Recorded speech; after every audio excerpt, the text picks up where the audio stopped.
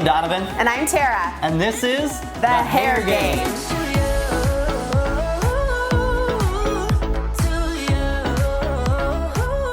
Hey everybody, we are here in Salon Republic in Woodland Hills, California. And I have Tara here with us. Tara, give them your Instagram. My Instagram's The Hair Nurse. The Hair Nurse. So check her out on there. And Tara decided she'd join us for a video and give us a little glimpse into her technique for styling, blow dry and styling. So Tara, what are you going to show us today? So today we're going to do a beautiful blow dry using some Ibiza brushes, and then we're going to finish it off with some great beachy waves. Great, let's get into it. All right, so we're just getting started. Tara, you are washing the hair. First step, obviously, in the process. Yes. Anything specific in the wash before you style? Yeah, so the wash is probably one of the most important parts of a good blow dry. You want to think of what the hair needs. Kelsey needs a little bit of moisture, so we're using the Hydrate shampoo from Pureology. And then you really want to make sure that the scalp is completely clean. If the scalp is not clean, your blow dry will not last. And I always give my client a nice scalp massage. It's their favorite part. We've done interviews with people on the street asking them their favorite part about their salon or their stylist.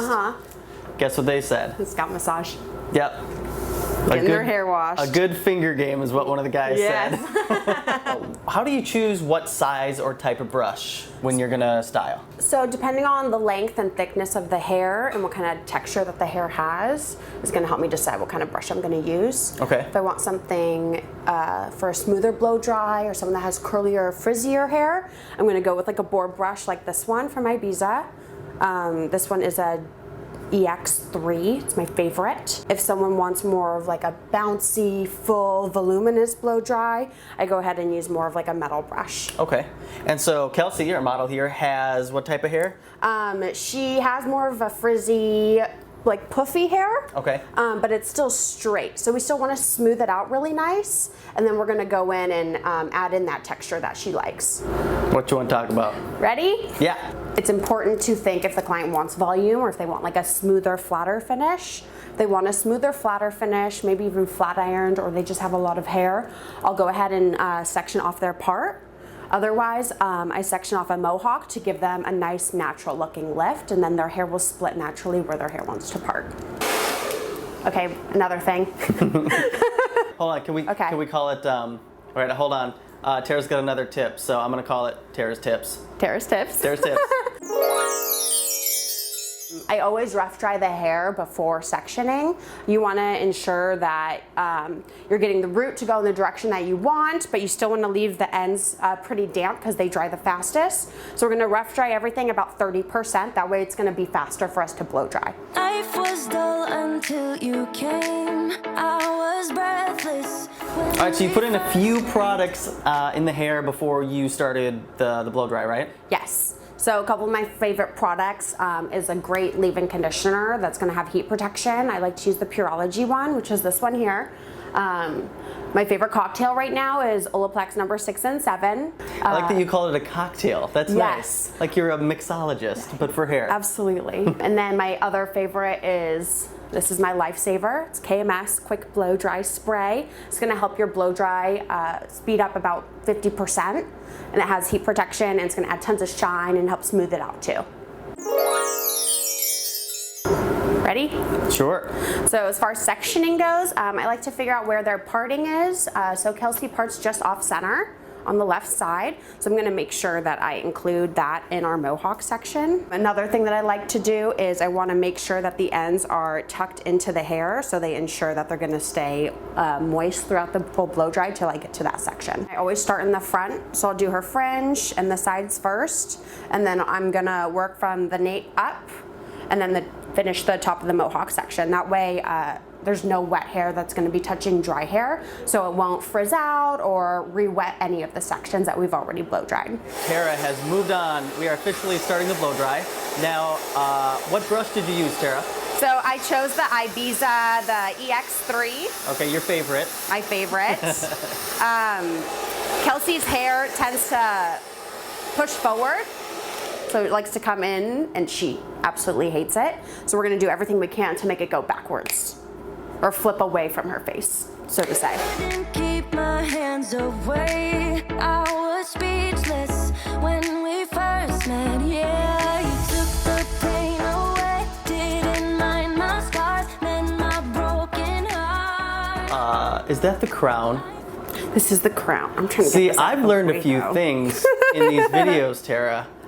That's Donovan's crown. tip to the viewers. The top of the head is the crown. Yes, it is. It's the most important part in the blow What? dry. It's where you're gonna get the most amount of lift in the hair. Not necessarily like the front, but more the crown, like the apex of the head. Okay. The apex is the highest point on the head. Tip for later, Donovan. I'm gonna remember that one. I just want to focus on how and when I start drawing a certain section of the hair. And I normally start in the root area, then the mids, and then I polish off the ends. If I'm trying to put a bend in the hair, I start working in the bend immediately rather than at the end. That'll give the bounce more longevity, and if your client goes a whole week with one blow dry, that bounce will last the entire week and it won't fall. So now that we're in the crown area, I know that section. yes, we're gonna give it as much lift as possible so she has a nice voluminous blow dry. Now I see in color again. It could rain, I don't mind if it pours, 'cause I'm right next to you. Come rain or come shine, I don't mind, 'cause I'm right next to you. It's you, right next to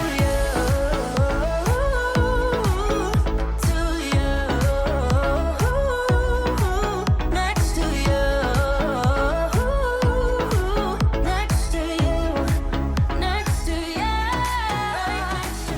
Okay, so the blow dry is all done. It looks fantastic. Tara gave us a ton of information, a lot of Tara's tips. Yes. I lost count, but I think it does kind of explain why people go to hairstylists just for a blow dry. There's a lot of technique and skill involved in making it look like this. Yes, absolutely. Yeah, so that's great. Thank you. Of course. Now we're gonna finish her off with some styling. What's the plan?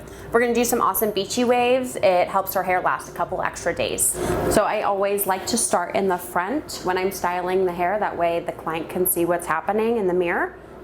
They can gain trust faster, and they can also let you know if they're not really feeling what you're doing, or you can ask them if this is what they like, and they'll be like, yeah, it looks great.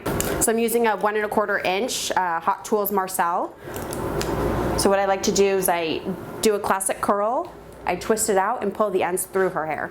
They also alternate. So on the interior of her hair, I'm going to roll the curl forward. That'll help keep separation so all the curls don't get stuck into one curl. You're going to make sure you pull the ends through the iron to polish them off. Otherwise they'll be they won't be as smooth and as polished as the rest of the hair. So you really want to make sure you hit those ends with an iron, whether it's a curling iron, like how we're doing now, or you can also hit them with a flat iron and just flat iron the last inch or two of the hair. This is why it's so important to have a nice polished blow dry before you do any iron work, so you can move through the hair quickly. You don't have to comb and brush each section because you've already polished it off. So now we finished doing all the curls on Kelsey. We twisted out her curl and then pulled the ends through the iron to give a beachy effect. Let the hair sit and cool down, that way the curl will last longer. Now that everything is cool, I'm gonna run my fingers through.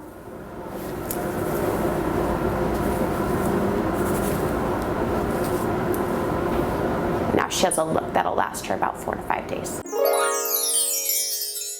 All right, so we were gonna film the outro, but Tara had one more tip she wanted to share with you. One more tip. One more tip, what is it? R&Co makes this awesome pomade stick. It's called Dart.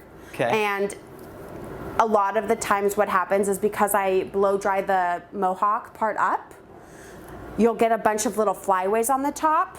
This guy does the trick. You see him? Yep. Ready? Yep.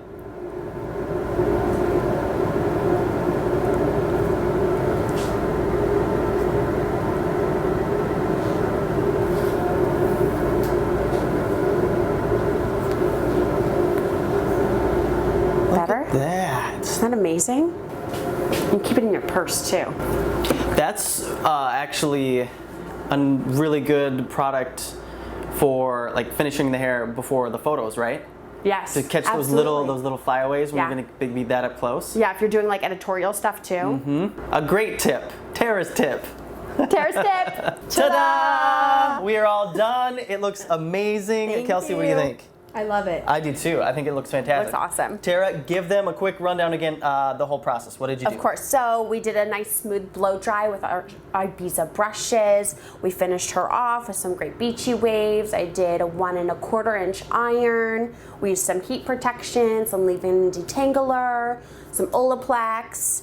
And her hair is going to stay healthy and clean for the next week. Yeah, that's great. So if people have any questions about what you did, the techniques you showed us, or if they want to book with you and come get one of these awesome looks, what's the best way to get in touch with you? So you can reach me out on my Instagram, The Hair Nurse. I have a click to text button and also a click to book button. Great. And you can book your own right there online. Yeah, check her out on there. Thank you so much, Tara. Thanks, Thank Kelsey. you. We'll see you guys.